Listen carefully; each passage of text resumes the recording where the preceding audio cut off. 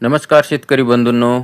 काल झालेल्या मुख्यमंत्र्यांच्या बैठकीमध्ये मुख्यमंत्री देवेंद्र फडणवीस यांनी 11,000 कोटी अतिवृष्टीत बाधितांना वितरण्यास मंजुरी दिलेली आहे. तरी ही मंजुरी दिली आहे, पण त्या मंजुरीचा अजून जी-आर निघालेला नाही. जी-आर निघालेला नसल्यामुळं अद्याप केव्हा मदत येईल याची काही सांगू शकत नाही.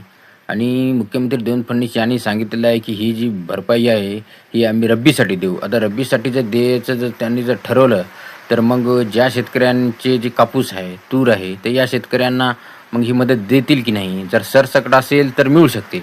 जर त्यांनी रब्बीचाच पर्याय हे केला तर मग या ठिकाणी कापूस आणि तुरीच्या शेतकऱ्यांना भेटणं खूप अवघड दिसत आहे.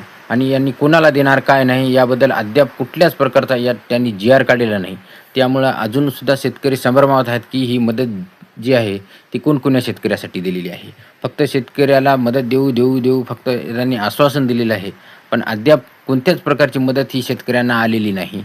विम्यासंदर्भात बी तेच आहे. आम्ही 17,000 हेक्टरी देऊ असं त्यांनी सांगितलेलं आहे.